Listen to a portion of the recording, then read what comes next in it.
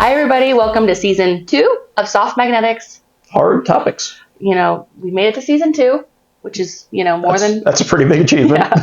Yeah, we're the ones signing ourselves up. So we even beat out Freaks and Geeks making it to season 2. So today we are going to go through what we saw in 2023, where ferrites were placed, applications, things like that. So yeah, take it away. I'll take it away. So one of the big trend that we saw in 2023 with ferrite cores is basically miniaturization. So magnetics are always the bane of any circuit designer's existence or PCB layout engineers' existence of just they're huge. They take up tons of board real estate. Ultimately they wind up, not to talk bad about our industry, but they're kind of a necessary evil in a lot of circuits, and that's how they're viewed. So we saw a lot of trends in miniaturization, trying to mitigate how much real estate a magnetic core in general needs to take up.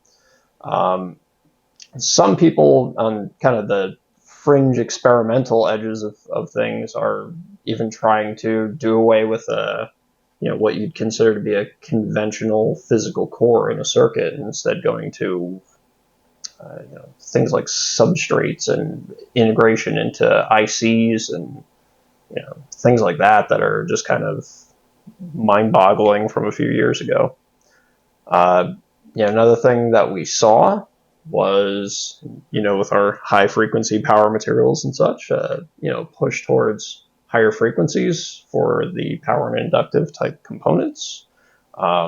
Where in the past 100 kilohertz was pretty cutting edge, now stuff is operating into the high hundreds of kilohertz, megahertz range, even in some cases much higher than that. I mean, 10 megahertz or something along those lines. It's really getting very power dense in a lot of these different types of designs. Industry applications. I mean, I think everybody could probably see from driving around how many electric vehicles are on the road now. Those are certainly, from a suppression point of view, those are very common. There's a whole lot going on in those. Tons of voltages being converted all over the place. DC to AC, AC to DC. A lot of opportunities for a lot of noise in those vehicles. So, ferrites kind of finding its way, and not just ferrite too, capacitors, just EMI suppression in general has been a real challenge, I'll say, in a lot of those applications, at least from what we've seen. So, I mean, that's really common. Is there anything that you've seen as far as common questions we get asked, or I think just even anything you've observed? I think, obviously, like you said, the EV stuff. I remember when it used to be like, oh, there's an EV, but now it's like, I'm an outsider. Another Tesla. Yeah, I'm an outsider with that one. But anything in the car, wireless charging, things like that. Those are definitely things that I keep seeing. Yeah, that's true. Wireless charging. That's a that is magnetics, really. How that's working. And when it comes to like our stuff, product category, shapes, materials, is there any like trends you saw that were picking up, or? I mean, ferrites are pretty old. It's an old technology. I would say most of the changes in ferrite materials, at least, are kind of iterative and evolutionary, not so much revolutionary as much as we'd like to make the material that has an infinite amount of permeability over an infinite frequency range with no losses, or all the losses, depending on what you're looking for. But we have some stuff in development right now that's really just kind of building upon and changing, tweaking materials to make them more suitable. Something like a suppression material that can operate at higher flux densities due to the needs of higher flux or higher power differential mode applications. Little tweaks, and usually comes with some sacrifice somewhere else, but just kind of more tailoring specific materials for specific applications. What about shapes? Anything?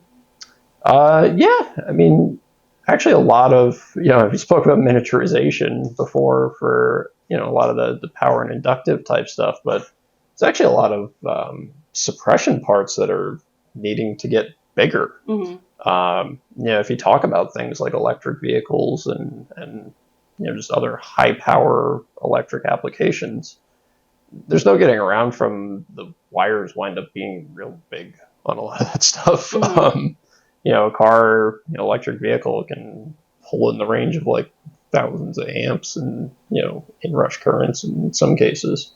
You need some pretty meaty conductors to transfer all that power. And if you have EMI concerns on those conductors, well, guess what? You need a pretty big core to go around them, even if you don't need a whole lot of suppression. Just you physically need a big core.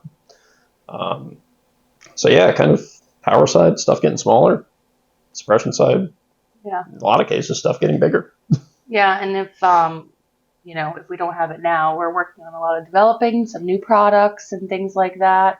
And we also have like custom stuff, that we can machine to whatever size.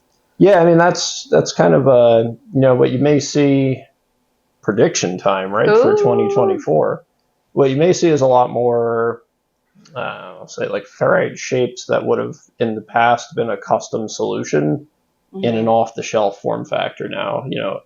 As more of these new technologies come to light and get standardized, we as a manufacturer are able to take those standardized, be it conductor sizes or noise ranges, and develop that into like an off-the-shelf part, so it doesn't have to be custom every time. But while a lot of these technologies are in their infancy, everybody's doing stuff a little bit different.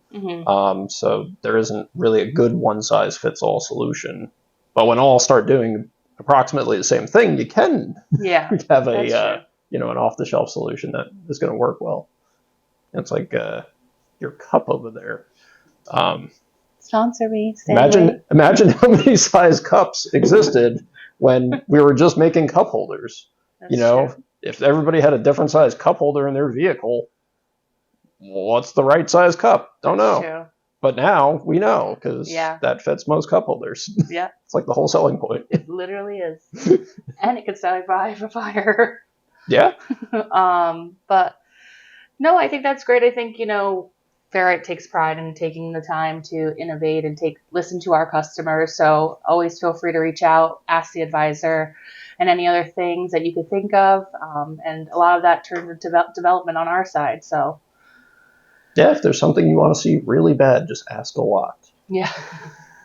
It usually makes its way to except for marking on the parts. Yeah, that's true. Because that's really hard to do and expensive. Not going to happen. Surprisingly so.